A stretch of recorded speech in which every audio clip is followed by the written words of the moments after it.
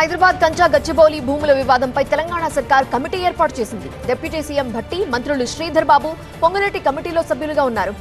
Hyderabad central university విద్యార్థులు, ప్రజా సంఘాలతో ఈ కమిటీ భేటీ కానుంది. సంప్రదింపుల తరువాత ప్రభుత్వానికి నివేదిక అందించనుంది. మంత్రుల కమిటీ ఏర్పాటుపై సీఎం రేవంత్ ట్వీట్ చేశారు.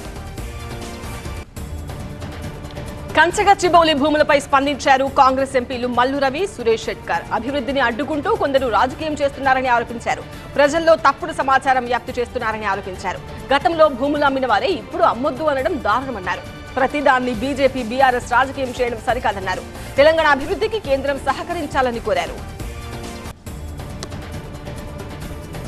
మూసీ నది పునరుజ్జీవం ప్రాజెక్టుపై ఫోకస్ పెంచింది తెలంగాణ ప్రభుత్వం. మూసీ నదికి ఆనుకొని 100 మీటర్ల లోపు చేపట్టే నిర్మాణాలపై ఆంక్షలు విధిస్తూ ఉత్తర్వులు జారీ చేసింది. మూసీ పునరుజ్జీవం కోసం భవిష్యత్తులో అడ్డంకులు లేకుండా పక్కా ప్రణాళికతో ముందుకు సాగుతోంది ప్రభుత్వం. దీనిపై పలు శాఖల ఉన్నతాధికారులతో కమిటీ ఏర్పాటు చేస్తూ ఉత్తర్వులు ఇచ్చారు మున్సిపల్ ప్రిన్సిపల్ సెక్రటరీ దానకిషోర్. వక్ఫ్ బోర్డు బిల్లుకు రాజ్యసభ ఆమోదం తెలిపింది. చర్చోపచర్చల అనంతరం జరిగిన ఓటింగ్ లో బిల్లుకు అనుకూలంగా 128, వ్యతిరేకంగా 95 ఓట్లు వచ్చాయి. బిల్లును మంచి ఉద్దేశంతో రూపొందించామని ప్రభుత్వం చెబితే ముస్లింల హక్కులు కాలరాస్తున్నారంటూ విపక్షాలు భగ్గుమన్నాయి. ఇప్పటికే లోక్సభలో ఆమోదం పొందిన ఈ బిల్ రాష్ట్రపతి ముర్ము సంతకంతో త్వరలోనే చట్టంగా మారనుంది. వక్ఫ్ బోర్డు సవరణ బిల్లు లోపభూయిష్టంగా ఉందన్నారు మాజీ ఎమ్మెల్యే గోపిరెడ్డి శ్రీనివాసరెడ్డి. పల్నాడు జిల్లా నర్సారావుపేటలో ఆయన మాట్లాడారు. వక్ఫ్ బోర్డు సవరణ బిల్లు రాజ్యాంగ విరుద్ధమన్నారు. ఈ బిల్లుతో ముస్లిం మైనార్టీల భవిష్యత్తు అగమ్యగోచరంగా మారుతుంది అన్నారు. బిల్లును సవరించే ముందు ముస్లిం పెద్దలతో సంప్రదింపులు జరపకపోవడం దారుణమన్నారు. పల్నాడు జిల్లా మాచర్ల మాజీ మున్సిపల్ చైర్మన్ తురక కిషోర్ పై పోలీసుల పీడీ యాక్ట్ కింద కేసు పెట్టారు. ఇప్పటికే పలు కేసులకు సంబంధించి నెల్లూరు జిల్లా జైల్లో 3 నెలలుగా రిమాండ్ ఖైదీగా ఉన్నారు. మాచర్లలో తెలుగుదేశం పార్టీ ఆఫీసు దహనం, ఎన్నికల సమయంలో ప్రత్యర్థి జూలకంటి ప్రచారంపై దాడి, బుద్ధా వెంకన్నపై దాడి కేసులో ఆయన రిమాండ్ ఖైదీగా ఉన్నారు. లిక్కర్ స్కామ్ కేసు నిందితుడు వాసుదేవరెడ్డిని రైల్వేకి పంపింది ఏపీ సర్కార్. 2019 ఆగస్టులో డెప్యుటేషన్ పై ఏపీకి వచ్చారు వాసుదేవరెడ్డి. ఆయన డెప్యుటేషన్ గత ఏడాది ఆగస్టు 25న ముగిసింది. లిక్కర్ అవకతవకల ఆరోపణలతో ఏడాది పాటు ఆయన డెప్యుటేషన్ పొడిగించాలని కేంద్రాన్ని కోరింది ఏపీ. రాష్ట్ర వినతితో ఈ ఏడాది ఫిబ్రవరి 25 వరకు డెప్యుటేషన్ పొడిగించింది. అది కూడా పూర్తి కావడంతో ఆయన్ని తిరిగి రైల్వేకి పంపారు. అనకాపల్లి జిల్లాకు బల్క్ డ్రగ్ కంపెనీ వస్తోంది. లారెల్ ల్యాబ్స్ లిమిటెడ్ కంపెనీ 5,000 కోట్ల పెట్టుబడులతో ముందుకొచ్చింది. ఈ కంపెనీ ద్వారా 7,500 మందికి ఉపాధి అవకాశాలు దక్కే అవకాశం ఉంది. ఈ కంపెనీ నిర్మాణం కోసం ఏపీ ప్రభుత్వం త్వరలోనే భూములు కేటాయించేందుకు రెడీ అయింది. ఆంధ్రప్రదేశ్లోని సబ్ రిజిస్ట్రార్ కార్యాలయాల్లో స్లాట్ బుకింగ్ విధానం ఇవాల్టి నుండి అమలవుతోంది. స్లాట్ బుకింగ్ కార్యక్రమాన్ని మంత్రి అనగాని సత్యప్రసాద్ మరి కాసేపట్లో లాంఛనంగా ప్రారంభిస్తారు. 26 జిల్లాల్లో తొలి విడతగా స్లాట్ బుకింగ్ అమలుకు రెడీ అయింది ప్రభుత్వం. మిగిలిన ప్రాంతాల్లో నెలాఖరులోపు ప్రారంభం కానుంది. గన్నవరం తెలుగుదేశం పార్టీ ఆఫీసుపై దాడి కేసులో వైసీపీ నేత వల్లభనేని వంశీ బెయిల్ పిటిషన్పై విచారణ వాయిదా పడింది. హైకోర్టులో ఆయన దాఖలు చేసిన రెగ్యులర్ బెయిల్ పిటిషన్ విచారించింది కోర్టు. పూర్తి వివరాలు సమర్పించాలని పోలీసులను ఆదేశిస్తూ తదుపరి విచారణ 10 రోజులకు వాయిదా వేసింది. ప్రస్తుతం జ్యుడిషియల్ రిమాండ్ ఖైదీగా ఉన్నారు వంశీ. తెలుగు రాష్ట్రాలను అకాల వర్షాలు వణికించాయి. హైదరాబాద్ సహా తెలంగాణలో పలు జిల్లాలతో పాటు ఏపీలో భారీ వర్షం కురిసింది. హైదరాబాద్ లో కురిసిన వర్షానికి రహదారులు చెరువులుగా మారిపోయాయి. ట్రాఫిక్ పెరిగి వాహనదారులకి ప్రయాణం నరకప్రాయంగా మారింది. ఏపీ అన్నమయ్య జిల్లాలో వర్షంతో పాటు ఈదురుగాలులు బీభత్సం సృష్టించాయి. పలుచోట్ల ఇళ్లు, చెట్లు, విద్యుత్ స్తంభాలు నేలకూలాయి. హైదరాబాద్ లో భారీ వర్షం కురిసింది. హిమాయత్ నగర్ లో 9 సెంటీమీటర్లు, చార్మినార్ లో 9, సరూర్ నగర్ లో 9, నాంపల్లిలో 8 సెంటీమీటర్ల మేర వర్షపాతం నమోదైంది. ముషీరాబాద్, అంబర్పేట్, చార్మినార్, బండ్లగూడలో 8% వర్షపాతం నమోదైంది. షేక్పేట్, బాలానగర్, మారేడుపల్లి, అంబర్పేట్లో 7 సెంటీమీటర్ల వర్షపాతం నమోదైంది. తెలంగాణలో పలు జిల్లాలకు భారీ వర్ష సూచన చేసింది హైదరాబాద్ వాతావరణ శాఖ. ములుగు, వరంగల్, సిద్దిపేట, వికారాబాద్, యాదాద్రి, నల్లగొండ, సూర్యాపేట జిల్లాల్లో భారీ వర్షాలు కురిసే అవకాశం ఉందని చెప్పింది. భద్రాద్రి, మహబూబాబాద్, మేడ్చల్, రంగారెడ్డి జిల్లాలో కూడా వర్షాలు కురుస్తాయని హెచ్చరించింది. తెలుగు రాష్ట్రాలతో పాటు కర్ణాటకను అకాల వర్షాలు భయపెట్టాయి. బెంగళూరులో ఈదురుగాలులతో కూడిన వర్షానికి చాలా ప్రాంతాల్లో భారీ వృక్షాలు నేలకూలాయి. కరెంటు స్తంభాలు కూలి విద్యుత్ సరఫరాకి అంతరాయం కలిగింది. పలు ప్రాంతాల్లో కూలిన చెట్లతో వాహనాలు దెబ్బతిన్నాయి. అధికారులు సహాయక చర్యల్ని ముమ్మరం చేశారు.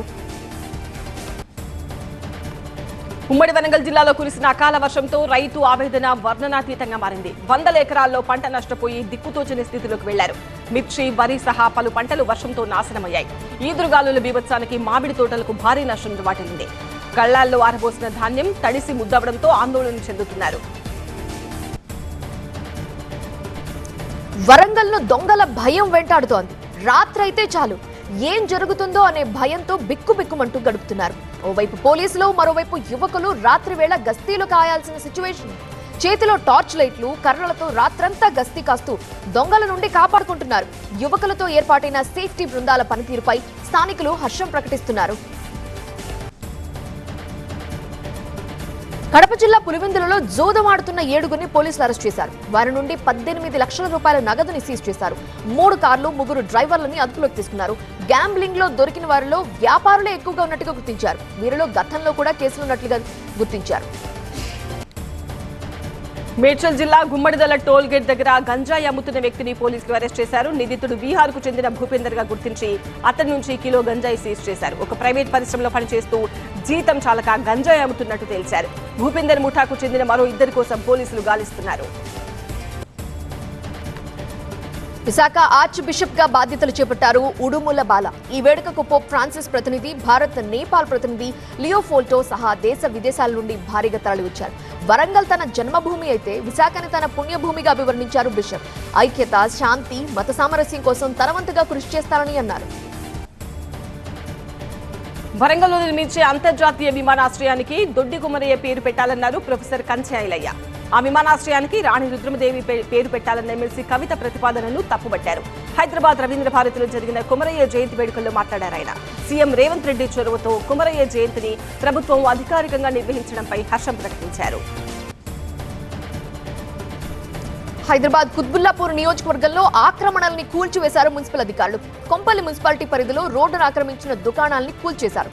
60 ఫీట్ల విస్తీర్ణం ఉండే రోడ్డుని ఇరువైపులా ఆక్రమించి వెలసిన నిర్మాణాలని తొలగించారు.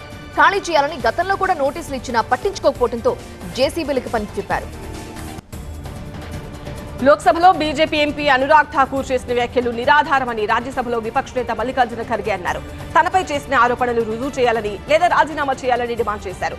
తన వ్యాఖ్యలను అనురాగ్ ఠాకూర్ తప్పనిసరి పరిస్థితుల్లో వెనక్కి తీసుకున్నా తనకు జరగాల్సిన నష్టం జరిగిందని ఖర్గే అన్నారు.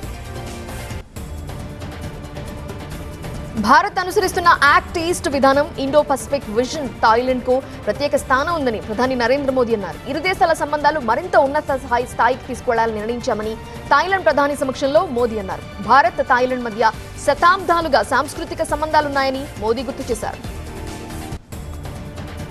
3 రోజుల శ్రీలంక పర్యటనకు వెళ్లనున్న ప్రధాని మోదీ కొలంబోలోని ఐపీకేఎఫ్ స్మారక కేంద్రాన్ని సందర్శించనున్నారు. 1987 నుంచి 1990 మధ్య కాలంలో శ్రీలంకలో శాంతి పరిరక్షణకు వెళ్లి అసువులు బాసిన భారత శాంతి పరిరక్షక దళం గౌరవార్థం దీనిని ఏర్పాటు చేశారు. భారతీయ దిగుమతులపై 26% సుంకాలు విధించాలన్న ట్రంప్ నిర్ణయంతో ప్రభావాన్ని అంచనా వేసిన తరువాత నిర్ణయం తీసుకుంటామని కేంద్ర ఆర్థిక శాఖ సహాయ మంత్రి పంకజ్ చౌదరి తెలిపారు. ట్రంప్ కి అమెరికా ప్రథమం అయితే ప్రధాని మోదీకి భారత్ కీలకం అన్నారు. తమిళనాడు అరుణాచలం జిల్లా కలెక్టర్ దుకాణాల పేర్ల బోర్డుపై కీలక ఆదేశాలు జారీ చేశారు. షాపులు, హోటళ్లు, లాడ్జ్లపై తెలుగులో కూడా పేర్లు ఉండడంపై అభ్యంతరం వ్యక్తం చేశారు. బోర్డులన్నీ తమిళంలోనే ఉండాలని స్పష్టం చేశారు. ఇతర భాషల్లోనూ పేర్లు రాస్తే అవి చాలా చిన్నగా ఉండాలని తెలిపారు. ఎవరెస్ట్, కాంచన్జంగా శిఖరాల అధిరోహణకు బయలుదేరిన సాహస యాత్రను రక్షణ మంత్రి రాజ్నాథ్ సింగ్ ప్రారంభించారు. మౌంట్ ఎవరెస్ట్ అధిరోహణకు వెళ్లే సాహస బృందంలో 34 మంది సాహసికులున్నారు. ఇందులో 10 మంది ఎన్సీసీ క్యాడెట్స్ ఉన్నారు. కాంచనగంగా పర్వతారోహణ బృందంలో భారత సైన్యం నుండి 12 మంది పర్వతారోహకులు, నేపాల్ సైన్యం నుండి 6 ఉన్నారు. శ్రీకృష్ణుడి రుక్మిణి కళ్యాణానికి గుర్తుగా గుజరాత్లోని మాధవ్పూర్లో జరిగే మేళాను సీఎం భూపేంద్ర పటేల్ ప్రారంభించారు. గుజరాతీ సంప్రదాయాలు చూపేందుకు ఈ మేళా గొప్ప వేదికగా నిలుస్తుందన్నారు. కాశీ క్షేత్రంలో నిర్మించనున్న సీతారామ ఆలయ నిర్మాణానికి యూపీ సీఎం యోగి ఆదిత్యనాథ్ శంకుస్థాపన చేశారు. పండుగ తేదీల విషయంలో సందిగ్ధతకు తావు లేకుండా ఇకపై ఒక తేదీ, ఒక పండుగ నియమానాన్ని తీసుకొస్తామని యోగి ప్రకటించారు. దీనికోసం కాశీ విద్వత్ పరిషత్ పంచాంగాన్ని ప్రామాణికంగా తీసుకుంటామని తెలిపారు.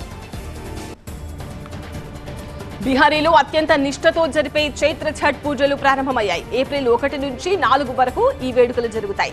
వేడుకలను పురస్కరించుకుని పాట్నా గంగా తీరంలో మహిళలు సూర్యుడికి ఆర్ఘ్యం సమర్పించారు. ఈడెన్ గార్డెన్స్ లో జరిగిన మ్యాచ్ లో కోల్కతా 80 పరుగుల తేడాతో హైదరాబాద్ పై ఘన విజయం సాధించింది. కేకేఆర్ నిర్దేశించిన 201 పరుగుల లక్ష్య ఛేదనలో రైజర్స్ 16.4 ఓవర్లలో 120 పరుగులకు కుప్పకూలింది. క్లాసెన్, కమిందు మెండిస్ సహా మినహా అందరూ కూడా ఘోరంగా విఫలమయ్యారు. వైభవ్ అరోరా, వరుణ్ చక్రవర్తి 3 వికెట్లతో విజృంభించారు. తొలుత బ్యాటింగ్ దిగిన కేకేఆర్ 20 ఓవర్లలో 6 వికెట్ల నష్టానికి 200 పరుగులు చేసింది. వెంకటేష్ అయ్యర్, రఘువంశీ అర్ధ సెంచరీలతో అదరగొట్టారు. హైదరాబాద్ ఇన్నింగ్స్ లో 9 మంది బ్యాటర్లు క్యాస్ట్ ద్వారా పెవిలియన్ చేరారు.